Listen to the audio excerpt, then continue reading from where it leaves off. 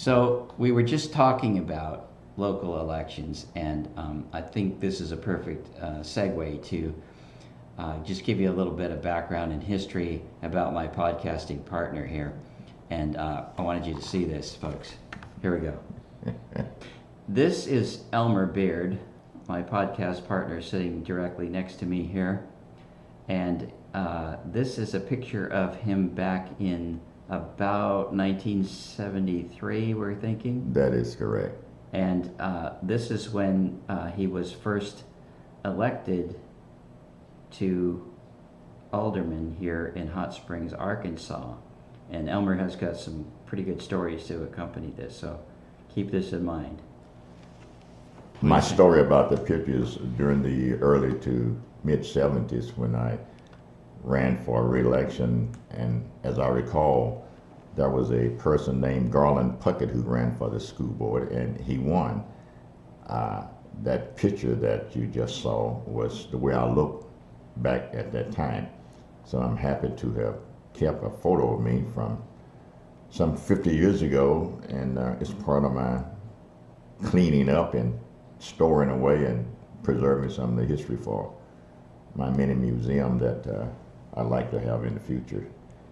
When I found this photo that Mark just showed you, I had no idea that it would be so appropriate for this podcast, and so I thank you, Mark, for sharing a bit of the history.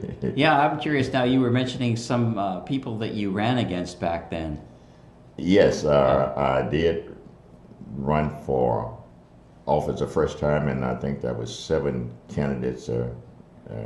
I came out number 1 of the 7 and won the first time and re-elected 7, and I have also a report of that in some of the literature that I've written, and we'll be sharing some of this literature with our audience from time to time. Well, Elmer, I'm just curious now for our audience, if you can give us an idea of, prior to your election, how many people of color, as we often refer to people who have African descent or darker skin and what have you, from the historical perspective of what it was like at that time to run against probably a white candidate. It was difficult, if at all possible. In 1954, there was a man whose name was Freddie Martin. He was African American, and there was a man whose name was Clifton Martin. He was white. Clifton Martin had run several times and had won several times for a city alderman. So after Brown versus the Board of Education of Topeka, Kansas in 1954, Freddie Martin, along with another candidate whose last name was Tweedle, he was black and he was well known. Freddie Martin's name was confused in the white community with Clifton Martin, and the white community, as well as the black community, voted for Freddie Martin, and Freddie Martin won. And the following morning, there were many whites who stormed the Garland County clerk's office, wanted to change their vote because a black man had won an election, and one of the few, or the first in the South, definitely in Arkansas since Reconstruction. Someone referred to the matter as being a Martin mix-up. I point this out in my book. Regardless of the label of the mix-up, Freddie Martin, an African American, won city alderman in his district during a citywide election in 1954. So it becomes a part of our history.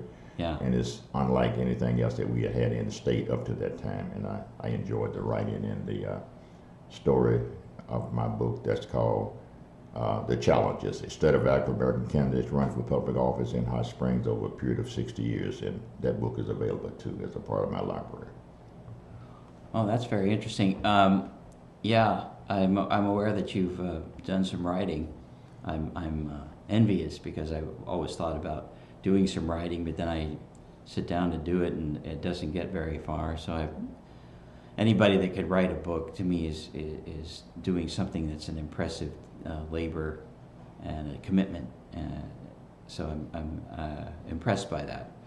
So I'm just curious now, when you were elected originally as alderman, was that in '73? I took the oath of office January 1st, 1971. I had been elected in 70, and the term began January the 1st in 71. Now, there had been elections where African Americans had won before then, but they were all for justice of the peace. A point need to be made about that.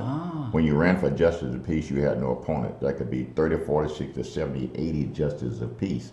And what you did, you got paid, you got a stipend for your service, and you never had an opponent.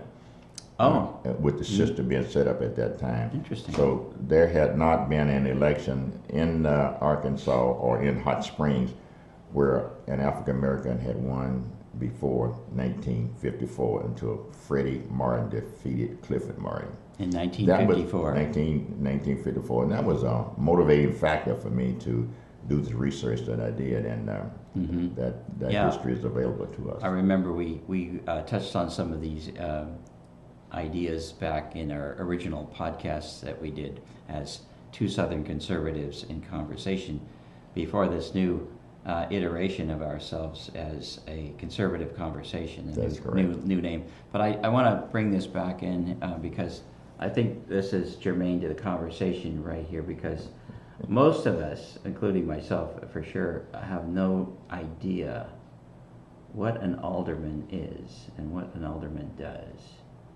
Do they still exist? No, we have in Hot Spring now board of directors and city manager. The board of directors do not get paid. The city manager does get paid. The mayor is ceremonial to the extent that ceremonial, yeah. Ceremonial to the extent that he directs the board of directors. He does not get paid, nor do the directors get paid. The city manager manages the city, which is different from the alderman. Yeah. We were paid. Now, the city manager, I'm guessing, probably does get paid. Is that right? He does get paid. His salary is voted on along with the salaries of all of the employees by the board of directors, and they operate very much like school board members. They direct the city, school board members direct the school district. Superintendent gets paid, the board of directors don't get paid. Our audience need to know that, because you have to have a spirit of giving to be a board of directors of the city of Hot Springs or the Hot Springs School Board. Yeah. This might seem a little bit unusual for someone like myself who is actually a high school dropout. Now, I will admit, after I did drop out of high school, I did go back and attend some college courses, so I've taken a number of those over time in different subjects, business and computer programming and... real estate, maybe? Nope, no real estate. But I wanted to say that I am very much in favor of having civics being a central part of our curriculum for children growing up, so that they would actually know the answers to these questions already about the history of local government, how it operates, because your local tax-paying dollars are put to work by people who you're electing to work for you, and you see them, they're the ones that spend your tax money for you, and hopefully in ways that are going to help you out. So I'm thinking this is super important in our culture and in our democracy. I don't think there's any teacher, and I had a career in teaching, that would be more interested in integrating the subject matters than I was as a teacher. As an English teacher, as an elementary school teacher, taught 5th grade, I always integrated civics, social studies, math, my science classes to life. My teaching was relative, and when my students left my class, they knew more about local government than they would have known under any other teacher, because the experience that I had in politics and the experience that I had as an elected official, as a city alderman, I brought all that to the classroom.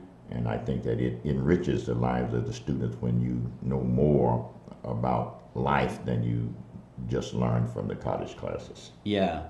So your experience in government helped you to recognize the importance of having your students be aware of what you were tasked to do in your position as an elected official, and how it might impact their lives growing up. And when they're old enough to vote, they'll have a sense of why voting is important. So many people now really just don't bother to vote. They don't think it has any meaning.